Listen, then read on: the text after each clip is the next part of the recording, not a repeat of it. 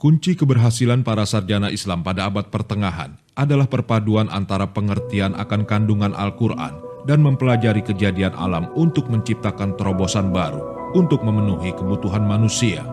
Mereka juga melakukan penelitian ilmiah dengan kesadaran bahwa itu adalah kewajiban agama dan bukan untuk mencari keuntungan materi.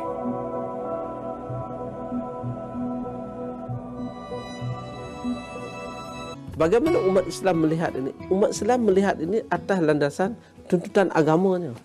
Kita buat laku aktiviti sains kerana Allah. Kita membangun dan melihat tabiat alam kerana Allah. Itulah penyebab meninggalnya Ibnu Baitar, ahli botani dan farmakologi, adalah sangat tragis, di mana dia meninggal karena racun dari tumbuhan yang sedang dipelajarinya untuk membuat obat.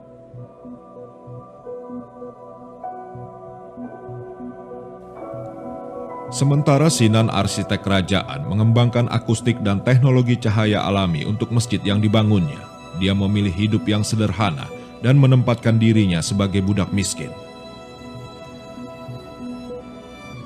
Untuk agama, mereka mengorbankan jiwa dan kekayaannya.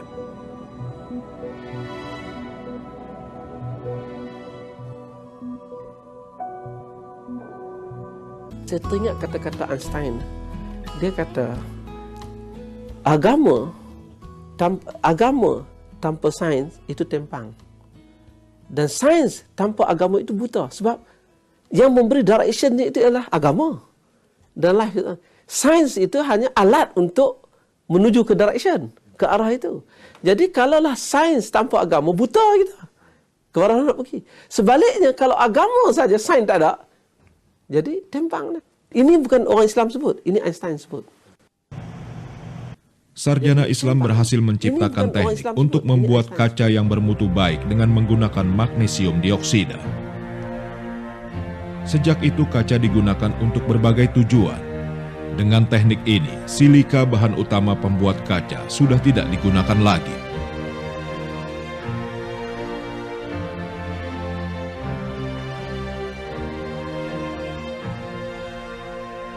Sementara teknik pelapisan emas yang dipopulerkan oleh Jabir Hayat menghasilkan benda-benda yang ada sekarang, di mana bendanya lebih bercahaya, anti karat dan mudah didapat untuk dipergunakan. Jika tidak karena itu, emas hanya akan digunakan untuk tujuan dekorasi oleh kelompok tertentu.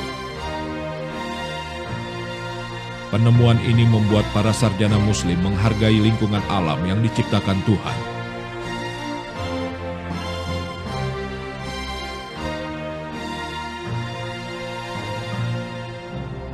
Jadi apabila kita boleh appreciate dunia ini dengan kehebatannya, maka kita akan appreciate Tuhan yang maha tinggi itu.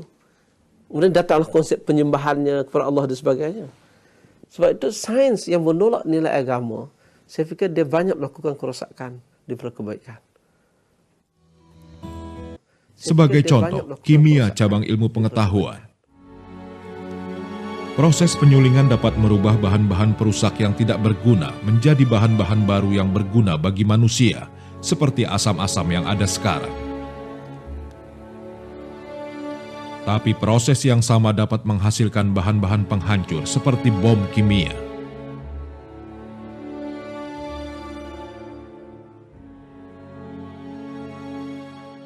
Sehinggakan mereka yang maju dalam sains dan teknologi menggunakan hasil-hasil kajian mereka untuk menjatuhkan manusia-manusia yang lemah, berlakunya peperangan dan sebagainya, menindas masyarakat, manusia-manusia lain.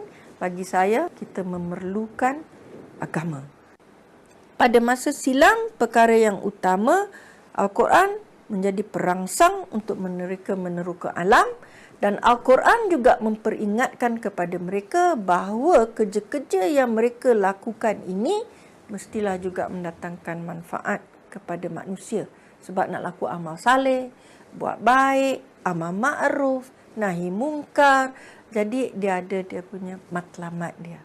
Selain daripada kita ingin seiringan dengan mereka di barat, itu kita buat juga sebab kita nak memanfaatkan teknologi yang mereka ada untuk membolehkan kita membuat kajian dalam masyarakat kita demi untuk mempertingkatkan keadaan kualiti hidup. demi Pendapat untuk bahwa kaum muslim mempertingkatkan, tertinggal dalam bidang ilmu keadaan pengetahuan kualiti hanya hidup. akan menjadi kenangan jika percobaan seperti menciptakan telinga bionik terus didukung.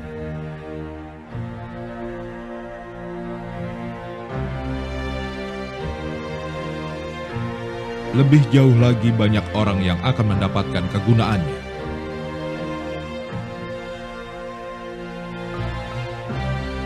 Selain itu, teknik daur ulang dari bahan-bahan sisa seperti sekam padi dan serbuk kayu untuk membuat produk yang tahan lama, serbaguna dan hemat biaya dapat membantu menyelamatkan lingkungan.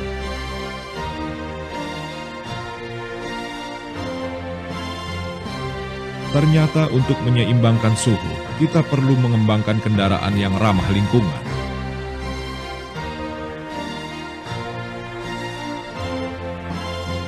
Diciptakannya mesin dengan bahan bakar hidrogen dan oksigen dengan bahan utama air dapat menyelamatkan lingkungan dari gas beracun.